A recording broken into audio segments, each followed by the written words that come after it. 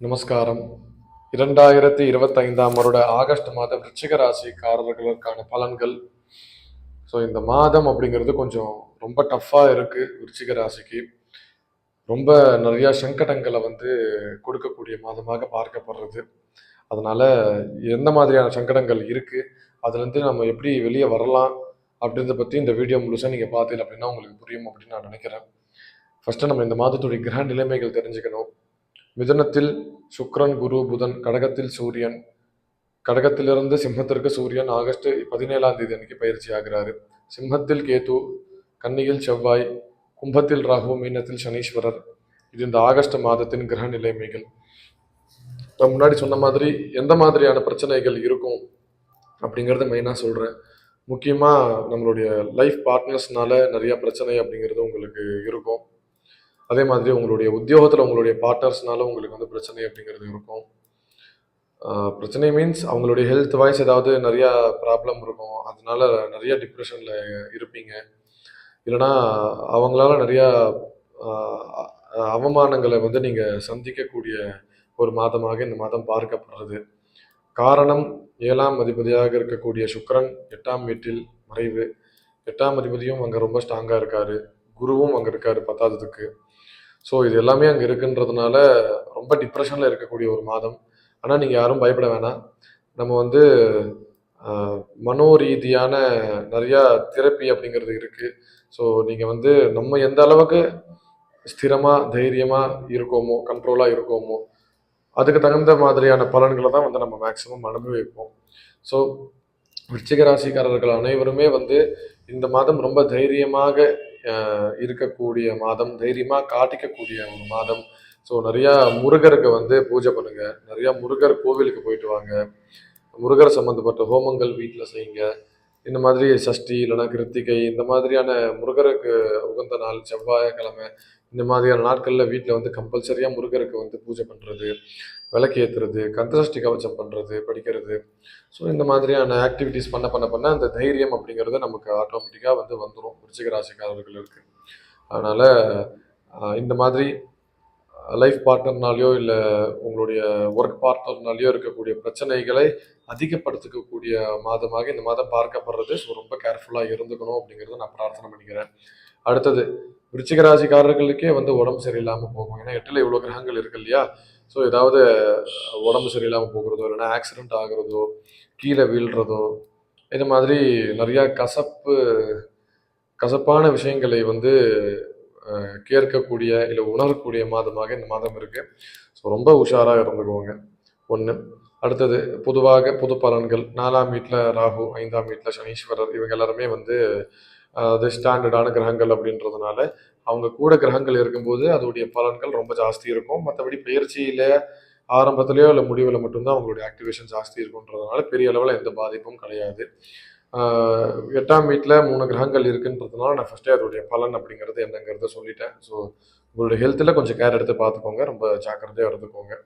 அடுத்தது 9ஆம் வீட்டில் சூரியன் 9ஆம் வீட்டிலிருந்து 10ஆம் வீட்டுக்கு வராரு. அதனால் உத்தியோகத்தில் ஏதாவது பிரச்சனைகள் இருந்தாலுமே அந்த பிரச்சனை கொஞ்சம் கொஞ்சமாக சரியாகும்.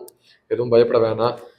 வேலை தேடிட்டு இருக்கிறவங்களுக்கு நிறையா சான்சஸ், நிறைய ஆப்பர்ச்சுனிட்டி அப்படிங்கிறது வரும். ஸோ நீங்கள் நினச்ச வேலையை நீங்கள் பார்க்கக்கூடிய நேரமாக இந்த நேரம் இருக்குது. அடுத்தது உங்களுடைய அப்பாவுக்கு உடம்பு சரியில்லாமல் போகிறதுக்கு நிறைய சான்சஸ் இருக்குது. ஸோ விருச்சிக ராசிக்காரர்களுடைய தந்தையாருக்கு உடம்பு அப்படிங்கிறது கொஞ்சம் உபாதைகள் அப்படிங்கிறதெல்லாம் இருக்குது. ஸோ அதில் கொஞ்சம் கேர் எடுத்து பார்த்துக்கணும் அப்படிங்கிறது நான் பிரார்த்தனை பண்ணிக்கிறேன். அடுத்தது 11ஆம் வீட்டில் செவ்வாய், நம்மளுடைய ராசிநாதனாக இருக்கக்கூடிய செவ்வாய் 11ஆம் வீட்டில் இருக்காருன்றதுனால நிறைய ஆசைகள் நம்மளை அதாவது அன்கண்ட்ரோலபிளான ஆசைகள் எல்லாமே அதிகப்படுத்தும். ஸோ விருச்சிக ராசிக்காரர்கள் எல்லாருமே அந்த ஆசைகளை கண்ட்ரோல் பண்ணி கொஞ்சம் இந்த ஒரு மாதத்தில் கடத்திட்டேல் அப்படின்னா கொஞ்சம் நம்ம பேக் டு ஃபார்ம் அப்படின்ற மாதிரி நார்மலான லைஃபுக்கு நம்ம போகலாம். ஸோ அது வரைக்கும் கொஞ்சம் டஃப்பாக தான் இருக்குது. ஸோ யாரும் மேக்ஸிமம் ஜாஸ்தி பேச வேண்டாம், அன்வான்ட் டாக்ஸ் கம்மி பண்ணிக்கோங்க, ஜாஸ்தி சண்டை போட வேணாம். இது எல்லாமே நம்மளை தேடி விருச்சிக ராசிக்காரர்களை தேடி நடக்கும் அப்படின்றதுனால உஷாராக இருந்துக்கணும் அப்படிங்கிறத நான் பிரார்த்தனை பண்ணிக்கிறேன். இது பொது பலனாக பார்க்கப்படுறது. அடுத்தது படிக்கக்கூடிய மாணவர்கள் ஐந்தாம் அதிபதியாக இருக்கக்கூடிய குரு 9ஆம் வீட்டில் இந்த வருடம் முழுசாவே நல்லா இருக்கு. பத்தாததுக்கு குரு கூடவே வந்து புதன் புதன் வீட்டில் அவர் இருக்காரு. ஸோ இது எல்லாமே ஒரு நல்ல ஆக்டிவிட்டீஸ். ஸோ படிக்கக்கூடிய பசங்களுக்கு எந்த பிரச்சனையும் இல்லை. பட் ஆனால் கொஞ்சம் டிப்ரெஷனில் போவாங்க சம்மந்தம் இல்லாமல். அதை பற்றிலாம் யாரும் பயப்பட வேணாம். தைரியமாக இருக்கலாம். உங்களுடைய படிப்பில் நல்லா கான்சன்ட்ரேஷன் பண்ணி படிச்சீங்க அப்படின்னா ஒரு நல்ல இடத்துக்கு நீங்கள் வருவீங்க. அடுத்தது குழந்தை பாக்கியம் அப்படிங்கிறது. குழந்தை இல்லாதவங்களுக்கு இந்த மாதம் வந்து ஃபேவரபிள். காரணம் அதே ப்ரஹஸ்பதி 5ஆம் வீட்டு அதிபதி 9ஆம் வீட்டில் இருக்காரு அப்படின்றதுனால ஒரு பெரிய ப்ளஸ்ஸாக பார்க்கப்படுறது. அடுத்தது வந்து குருவிலிருந்து 5ஆம் அதிபதி சுக்கிரனும் அவர் கூட இருக்காருன்றதுனால குழந்தை இல்லாதவர்களுக்கு இந்த மாதம் குழந்தை வந்து நிச்சயமாகும். குழந்தை சம்மந்தப்பட்ட நிறையா நல்ல விஷயங்களை வந்து நீங்கள் வந்து கேட்பீங்க. ஸோ நிறையா கிருஷ்ணர் சம்மந்தப்பட்ட பாட்டு இல்லை ஸ்தோத்திரங்கள், தியானங்கள், ஸ்லோகங்கள், இந்த மாதிரியான மந்திரங்கள் வந்து நம்ம ஜாஸ்தி கேட்க கேட்க கேட்க குழந்தை சம்மந்தப்பட்ட பிரச்சனை அப்படிங்கிறது நம்மளை விட்டு நிவர்த்தி ஆகும். ஸோ இதுவே வந்து குழந்தை சம்மந்தப்பட்ட விஷயம். அடுத்தது திருமணம் ஆகாத விருச்சிக ராசிக்காரர்களுக்கு இந்த மாதம் கொஞ்சம் ரொம்ப டஃப்பாக தான் இருக்குது. அதனால் தேடிட்டு இருக்கீங்க அப்படின்னா நீங்கள் கண்டினியூ பண்ணிக்கோங்க. ஆனால் புதுசாக ஸ்டார்ட் பண்ண போகிறீங்க அப்படின்னா இந்த ஆகஸ்ட் மாதம் கொஞ்சம் அவாய்ட் பண்ணிக்கிறது நல்லதாக பார்க்கப்படுறது. நீங்கள் வந்து ஆகஸ்ட் 17ஆம் தேதிக்கு அப்புறமா பார்க்குறீங்க அப்படின்னா அது கொஞ்சம் அனுகூலியமாக இருக்குது.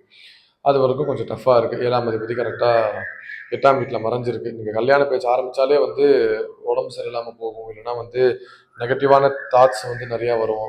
ஒரு பயம் அப்படிங்கிறது இருக்கும். அதனால் இந்த ஆகஸ்ட்டு ஒரு 15 நாளைக்கு நீங்கள் அதை அவாய்ட் பண்ணிக்கிறது நல்ல விஷயம். அதுக்கப்புறமா நீங்கள் அதை தேட ஆரம்பிக்கலாம், பார்க்க ஆரம்பிக்கலாம்.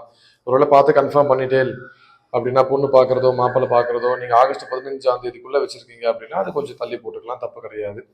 ஆகஸ்ட் 15க்கு அப்புறமா பையன் பார்க்குறது, பொண்ணு பார்க்குறது, நிச்சயதார்த்தம் பண்ணுறது, கல்யாணம் பண்ணுறது, இது எல்லாமே நீங்கள் பண்ணிக்கலாம். ஸோ அந்த மாதிரியான ஒரு நாள், அந்த மாதிரியான ஒரு பர்பஸுக்கு இருக்குது. ஸோ இந்த மாதம் எல்லா விஷயத்திலிருந்து, இந்த மாதிரி உபதிரவத்திலிருந்து நம்ம வந்து வெளியே வரதுக்கு நம்ம வழிபாடு தெய்வமாக பார்க்கப்படுறது வாராகி அம்பாள். ஸோ நம்ம வந்து ஏன்னா நிறையா துர்ச்சிந்தனைகள், துர்பிரயோகங்கள், அதாவது இந்த செய்வினை, இந்த மாதிரியான பிரச்சனைகள் சொல்லுவாங்க இல்லையா, அது கூட இந்த மாதிரி நேரத்தில் நமக்கு வந்து டக்குன்னு ஒட்டிக்கோமா. ஏன்னா 8ஆம் வீட்டில் இவ்வளோ கிரகங்கள் இருக்கு இல்லையா, அதனால அந்த மாதிரியான பிரச்சனை இருந்தாலும் சரி, மனோரீதியான பிரச்சனைகள் இருந்தாலும் சரி, எல்லா பிரச்சனையும் நிவர்த்தி ஆகிறதுக்காக வாராகி அம்பால பூஜைகள் பண்ணுறது, அர்ச்சனைகள் பண்ணுறது, ஹோமங்கள் பண்ணுறது, கோவிலில் போய் கலந்துக்கிறது, இந்த மாதிரி அவளை சம்பந்தப்பட்ட ஆன்மீக விஷயங்களை நம்ம செய்ய செய்ய செய்ய இந்த மாதம் நமக்கு இருக்கக்கூடிய பிரச்சனை நிவர்த்தி ஆகும் அப்படின்னு வந்து நான் வந்து சொல்கிறேன். ஸோ இதுவே இந்த மாதத்தின் விருச்சிக ராசிக்காரர்களுக்கான பொதுவான பலன்கள். அடுத்து தனுர் ராசி பலன்களை நம்ம சந்திக்கலாம். நமஸ்காரம்.